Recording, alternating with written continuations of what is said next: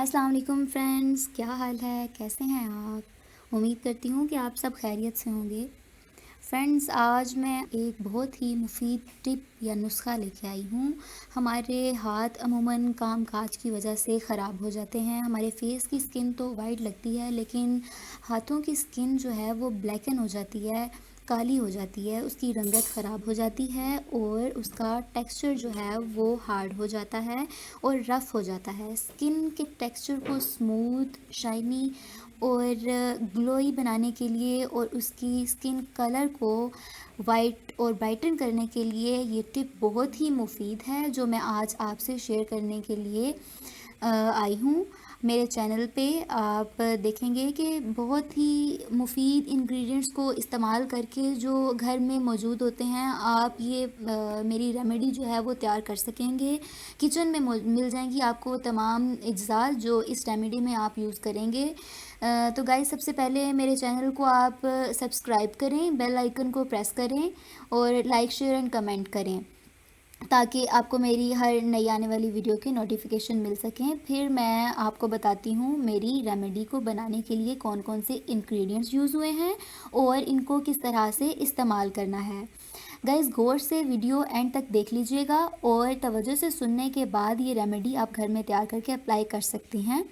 तो सबसे पहले ज़ैतून का तेल आपने लेना है, जो कि बहुत ही मुफीद होता है स्किन के लिए। उसकी हीलिंग पावर को इम्प्रूव करता है और उसकी नरिशमेंट को इम्प्रूव करता है। देन आपने लीमू डालना है। लीमू आप डालेंगे हाफ़, और जो आपने ज़ैतून का तेल डाला है उसके 3 चम्मच ज़ैतून का तेल और लीमू, हाफ़ लीमू आपने डालना है। देन एक नेक्स्ट इंग्रेडिएंट्स है आपके पास शुगर यानी कि चीनी। चीनी आपने सिर्फ 2 चम्मच इस रेमेडी के अंदर ऐड कर लेनी है।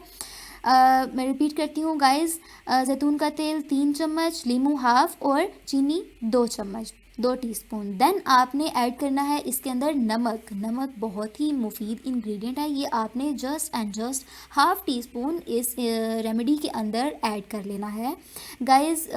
फिर आता है बेकिंग सोडा। बेकिंग सोडा सिर्फ एक चुटकी चुटकी भर बेकिंग सोडा आप इस रेमेडी के अंदर ऐड कर लेंगी। जनाब, ये सारी चीज़ें आपने डाल करके इसको चूल्हे के ऊपर चढ़ा देना है और इसको पकाना है। आलमोस्ट 5 मिनट्स आप इसको मुनासिब आंच के ऊपर, दरमियानी आंच के ऊपर आप इसको पकाएंगी और फिर इसको उतार करके ठंडा कर लें और किसी जार में, एयर टाइट जार हो जिसमें हवा आर पार ना हो सके, उस जार में आप इसको स्टोर करके रख लेंगी। आप इसको रेफ्रिजरेटर में स्टोर कर सकती हैं और रूम टेम्परेचर पर भी रख सकती हैं, लेकिन ज़्यादा मुनासिब यह है कि आप इसको रेफ्रिजरेटर में स्टोर रखें। देन आप इसको डे या night, this is your choice, आपकी अपनी मर्ज़ी, आप इसको डे में लगाएं या नाइट में लगाएं। लेकिन अगर आप नाइट में लगाएंगे तो आप इसके साथ ज़्यादा कंफर्टेबल रहेंगी और ज़्यादा देर तक आपकी स्किन के ऊपर ये लगा रहेगा। रात में आपने मेरी ये बताई हुई रेमेडी का थोड़ा सा आपने पेस्ट या लिक्विड आपने निकालना है और अपनी हैंड्स की स्किन पे स्मूथली अप्लाई करना है। आप इसका हल्का सा मसाज भी अपनी स्किन पे कर सकती हैं। 1-2 मिनट मसाज करने के बाद आप इसको ओवरनाइट लगा रहने दें और सुबह आप जब इसको ठंडे पानी से धोएंगी तो आप देखेंगी कि आपकी स्किन बहुत ही ज़्यादा ग्लोइंग और एक नेचुरल ग्लो उसमें आ गया है। उसकी दिनों में आप देखेंगी उसकी हीलिंग पावर जो है वो कैसे इम्प्रूव हो रही है और उसकी स्किन का कलर कैसे इम्प्रूव